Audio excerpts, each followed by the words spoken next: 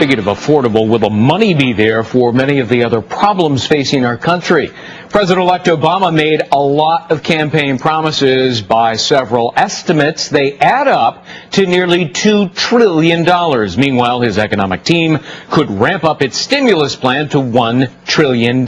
So, will the president-elect be forced to disappoint voters or run up our nation's deficit even more than it already is? Fox News analyst Kirsten Powers and townhall.com staff writer Matt Lewis join us now both. Good to see you. Matt, let me begin with you. I mean, my goodness, $2 trillion in promises. Plus another $1 trillion potentially for the stimulus. I may be math challenged, but we clearly cannot afford that. So will the yes we can candidate invariably become the no we can't president?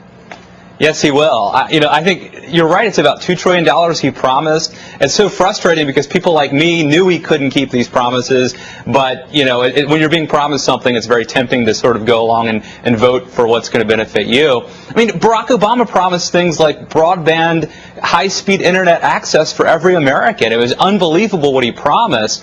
And clearly he is already beginning to backtrack. He's holding a series of press conferences already before becoming president where he's backtracking. And I think, if anything, he has shown that he is pragmatic. And I think he's going to disappoint some of his, liberal, quote-unquote, progressive supporters who want these government giveaways. Obama's most expensive, if not profligate, promise was health care. How in the world could we afford, on top of everything else, $1.5 trillion in health care at a time when the government is just hemorrhaging cash?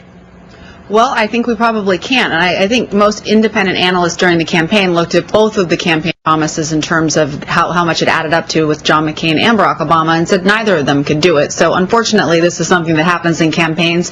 And I think most Americans actually realize that. They also realize that the economy is basically, not in the best condition right now, and I don't think people are going to hold it against him if he has to trim back a little bit. But like I said, I do think most people don't expect him to deliver on everything. I think people will be disappointed, though, if he's not able to do something about health care. Matt, there isn't an economist in the world, I dare say, who would recommend raising taxes, any taxes, during a recession. And it's pretty revealing that during his first news conference, when he was asked, are you going to follow through on your promise to raise, the top marginal rate and the capital gains and the dividends, he didn't say yes, which in Washington speak means no. Do you think that he knew when he made those promises to raise taxes that he had no intention of doing it?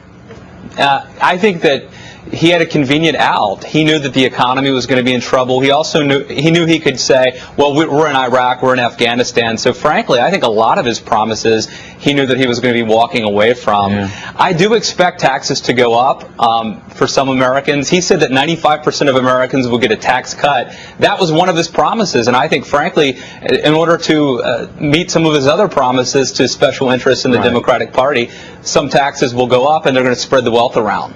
Kirsten, a few days ago, Obama said, you know what, we're just going to have to worry about the deficit later. That's pretty dangerous, isn't it? Well, I don't know. Most economists would say in a recession, usually what you see is a lot of deficit spending. I think most people like to think that we're going to, the government will tighten their belts and not spend any money, but I don't know anybody who thinks that would be a good stimulus for the economy. So in a way, he's probably going to get away with spending money if he wants to. But he has also appointed a lot of people in his economic team who are really against running the deficit up. So it'll be interesting to see how that plays out. Well, and the Arizona Republic made a pretty good argument in an op-ed that this economic plan is just going to make matters worse. But we'll leave it at that. Kirsten Powers, Matt Lewis, good to see you both. Thanks so much. Thank you. Good to see you.